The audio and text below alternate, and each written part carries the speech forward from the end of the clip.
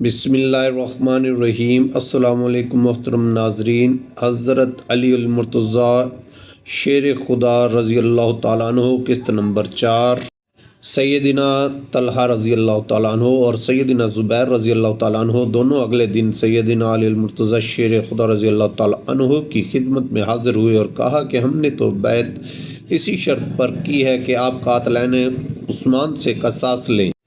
اگر آپ نے قصاص لینے میں تعامل کیا تو ہماری بیعت فسخ ہو جائے گی۔ سیدنا علی المرتضیٰ شیر خدا نے فرمایا کہ میں قاتلین عثمان رضی اللہ تعالیٰ عنہ سے ضرور قصاص لوں گا اور سیدنا عثمان رضی اللہ تعالیٰ عنہ کے معاملے میں پورا انصاف کروں گا، لیکن ابھی تک بلوائیوں کا زور ہے اور ادھر امر خلافت پورے طور پر مستحکم نہیں ہوا۔ میں اطمینان اور سہولت حاصل ہونے پر اس طرف توجہ کروں گا، فی الحال اس معاملہ میں کچھ نہیں کیا جا سکتا۔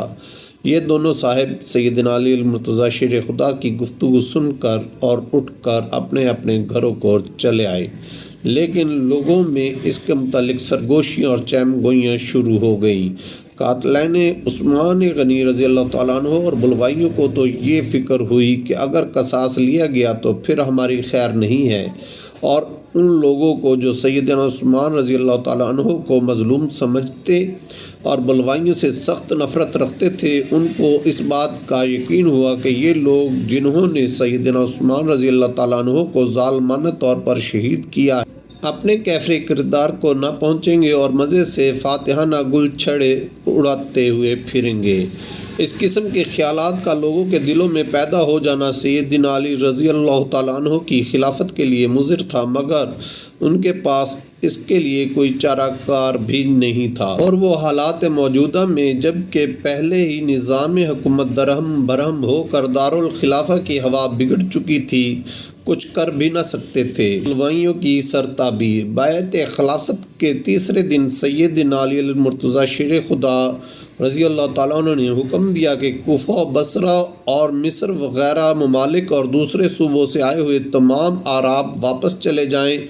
اس حکم کو سن کر عبداللہ بن سبا اور اس کی جماعت کے لوگوں نے واپس جانے اور مدینہ کو خالی کرنے سے انکار کیا، اور اکثر بلوائیوں نے ان کا اس انکار میں ساتھ دیا۔ سیدنا علی رضی اللہ تعالیٰ عنہ کی خلافت کی یہ حقیقتاً سب سے پہلی بدحالی تھی کہ ان کے حکم کو انہی لوگوں نے ماننے سے انکار کیا جو بظاہر اپنے آپ کو ان کا بڑا فدائی اور شہدائی ظاہر کرتے تھے۔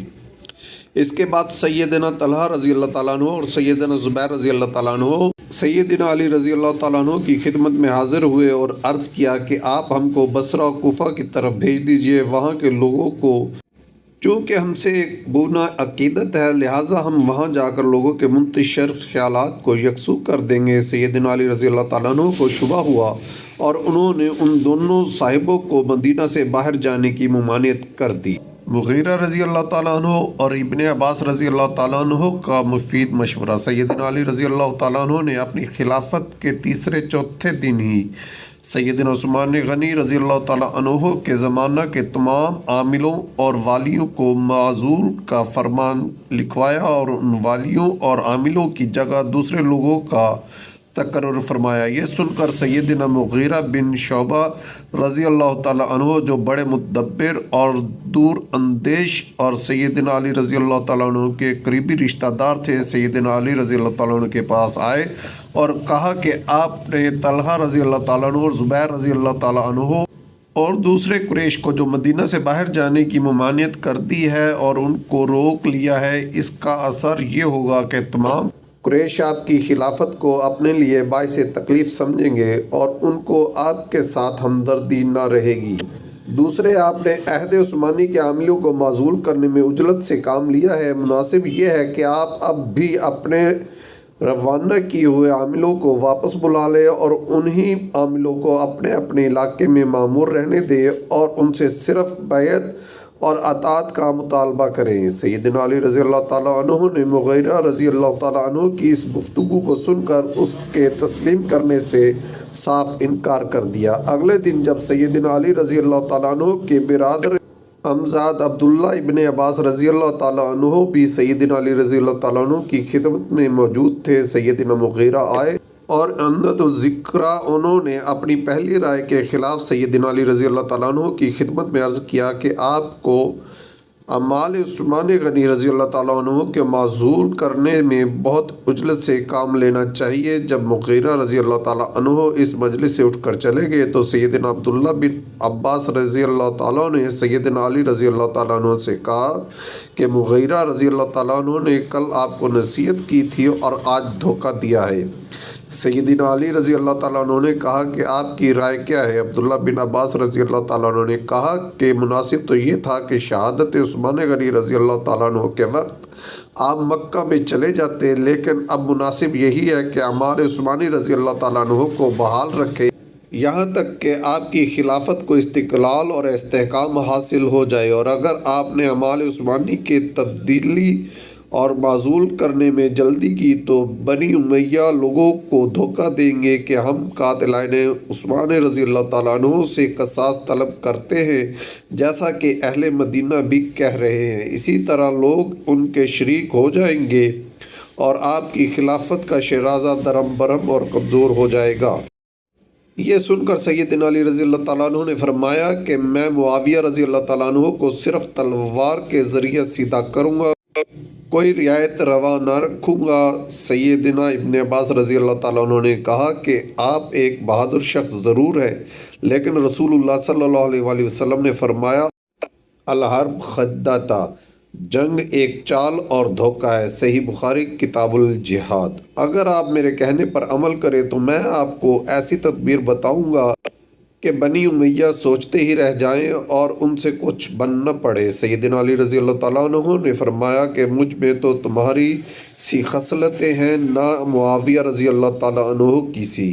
سیدنا ابن عباس رضی اللہ تعالیٰ عنہ نے کہا کہ میرے نزدیک مناسب یہ ہے کہ تم اپنا مال اور اسباب لے کر ینبوع چلے جاؤ اور وہاں دروازہ بند کر کے بیٹھ جاؤ۔ عرب لوگ خوب سرگرداں اور پریشان ہوں گے، لیکن آپ کے سوا کسی کو لائق کے امارات نہ پائیں گے۔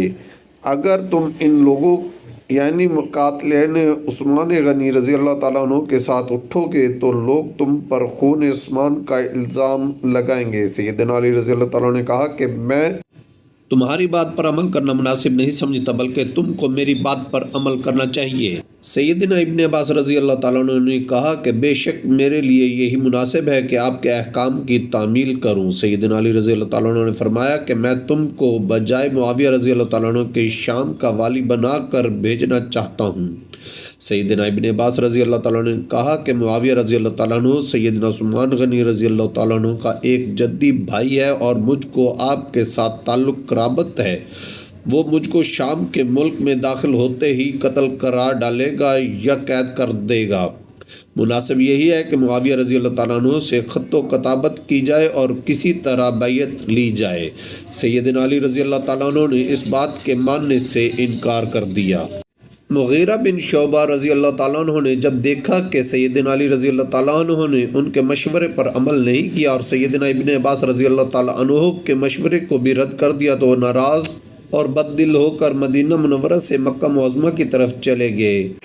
مال کا عزل و نصب سیدنا علی رضی اللہ تعالیٰ عنہ نے بصرہ پر عثمان بن حنیف کو، کوفہ پر عمارہ بن شعاب کو، یمن پر عبید اللہ بن عباس رضی اللہ تعالیٰ عنہ کو، مصر پر قیس بن سعد کو، شام پر سہل بن حنیف کو عامل و والی مقرر کر کے روانہ کیا۔ عثمان بن حنیف جب بصرہ پہنچے تو بعض لوگوں نے ان کو اپنا عامل اور حاکم تسلیم کر کے ان کی اطاعت قبول کر لی، مگر بعض نے کہا کہ ہم فی الحال سکوت اختیار کرتے ہیں، آئندہ جو طرز عمل اہل مدینہ کا ہوگا ہم اس کی اتباع کریں گے۔ کوفہ کی طرف عمارہ بن شعاب روانہ کیے گئے۔ ابھی وہ راستے ہی میں تھے کہ طلحہ بن خلیط سے ملاقات ہوئی۔ طلحہ نے عمارہ سے کہا کہ مناسب یہی ہے کہ تم واپس چلے جاؤ، اہل کوفہ ابو موسیٰ اشعری رضی اللہ تعالیٰ عنہ کو کسی دوسرے عامل سے تبدیل کرنا نہیں چاہتے، اور اگر تم میرا کہنا نہیں مانتے ہو تو میں تمہاری گردن ابھی اڑائے دیتا ہوں۔ یہ سن کر عمارہ خاموشی کے ساتھ مدینہ کی طرف واپس چلے آئے۔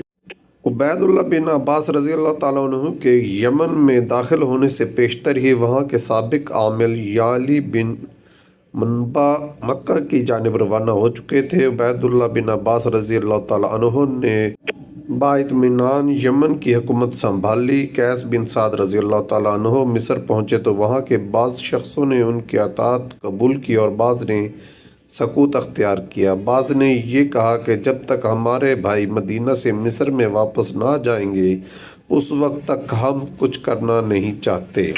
سہل بن حنیف جو امیر شام مقرر ہو کر جا رہے تھے تبوک پہنچ کر چند سواروں سے ملے۔ ان سواروں نے دریافت کیا کہ تم کون ہو؟ سہل نے جواب دیا کہ میں امیر شام مقرر ہو کر جا رہا ہوں۔ ان سواروں نے کہا کہ تم کو عثمان رضی اللہ تعالیٰ عنہ کے سوا کسی اور نے امیر مقرر کر کے روانہ کیا ہے تو تمہارے لیے بہتر یہی ہے کہ فوراً واپس چلے جاؤ۔ یہ سن کر سہل مدینہ کی طرف واپس چلے آئے۔ یہ جب مدینہ میں داخل ہوئے ہیں تو ان کے ساتھ ہی بعض دوسرے واپس شدہ عمال بھی مدینہ میں پہنچے۔ حبریر بن عبداللہ الباجلی سیدنا عثمان رضی اللہ تعالیٰ عنہ کی شہادت کے وقت ہمدان کے عامل تھے۔ سیدنا علی رضی اللہ تعالیٰ عنہ نے ان کو لکھا کہ اپنے صوبہ سے بیعت لے کر ہمارے پاس چلے آؤ۔ وہ اس حکم کی تعمیل میں مدینہ چلے آئے۔ سیدنا امیر معاویہ رضی اللہ تعالیٰ عنہ کی حمایت حق سیدنا علی رضی اللہ تعالیٰ عنہ نے معبد اسلمی کے ہاتھ ابو موسیٰ اشعری رضی اللہ تعالیٰ عنہ کے پاس ایک خط روانہ کیا، جس کے جواب میں ابو موسیٰ رضی اللہ تعالیٰ عنہ نے لکھا کہ اہل کوفہ نے میرے ہاتھ پر بیعت کر لی ہے۔ اکثر نے یہ بیعت برضا و رغبت کی ہے اور بعض نے یہ اکراہ اس خط کے آ جانے سے گونا اطمینان کوفہ کی طرف سے حاصل ہوا۔ جب ابو موسیٰ رضی اللہ تعالیٰ عنہ کے نام کوفہ کی جانب خط روانہ کیا گیا تھا، اسی وقت دوسرا خط حبریر بن عبداللہ اور صبر جہنی کے ہاتھ امیر معاویہ رضی اللہ تعالیٰ عنہ کے نام دمشق کی جانب بھیجا گیا۔ وہاں سے 3 مہینے تک کوئی جواب نہیں آیا۔ سیدنا امیر معاویہ رضی اللہ تعالیٰ عنہ نے کئی مہینے تک قاصد کو ٹھہرائے رکھا، پھر ایک خط سر بمہر اپنے قاصد قبیہ ابی کو دے کر حبریر بن عبداللہ کے ساتھ مدینہ کی طرف روانہ کیا۔ اس خط کے لفافہ پر سیدنا علی رضی اللہ تعالیٰ عنہ کا پتہ صاف لکھا ہوا تھا، یعنی من معاویہ رضی اللہ تعالیٰ عنہ الی علی رضی اللہ تعالیٰ عنہ۔ یہ خط لے کر دونوں قاصد ماہ ربیع الاول 36 ہجری کے آخری ایام میں یہ مدینہ پہنچے۔ قاصد نے سیدنا علی رضی اللہ تعالیٰ عنہ کی خدمت میں حاضر ہو کر خط پیش کیا۔ سیدنا علی رضی اللہ تعالیٰ عنہ نے لفافہ کھولا تو اس کے اندر سے کوئی خط نہ نکلا۔ آپ نے غصہ سے قاصد کی طرف دیکھا۔ قاصد نے کہا میں قاصد ہوں، مجھ کو جان کی امان ہے۔ سیدنا علی رضی اللہ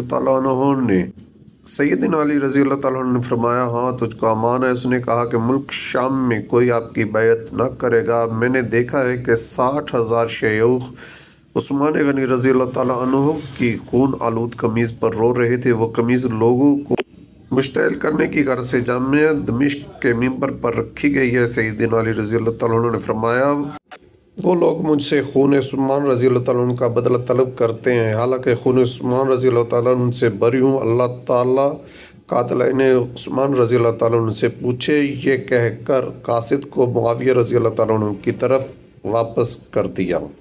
سبائیوں کی گمراہی۔ بلوائیوں اور سبائیوں نے اس قاصد کو گالیاں دے کر مارنا چاہا، لیکن اہل مدینہ کے بعض اشخاص نے اس کو آزار پہنچنے سے بچایا اور وہ مدینہ سے روانہ ہو کر دمشق پہنچا۔ حبریر بن عبداللہ کی نسبت بھی بلوائیوں کے سرداروں نے معاویہ رضی اللہ تعالیٰ عنہ سے ساز باز کرنے کا الزام لگایا، کیونکہ وہ دیر تک شام میں رہے تھے اور فوراً واپس نہ آ سکے تھے۔ حبریر اس الزام کو سن کر کبیدہ خاطر ہوئے اور مدینہ سے کرکیسیہ کی طرف چلے گئے۔ سیدنا معاویہ رضی اللہ تعالیٰ عنہ کو جب یہ خبر لگی تو انہوں نے کرکیسیہ میں اپنے قاصد بھیج کر بااصرار حبریر رضی اللہ تعالیٰ عنہ کو اپنے پاس بلوایا۔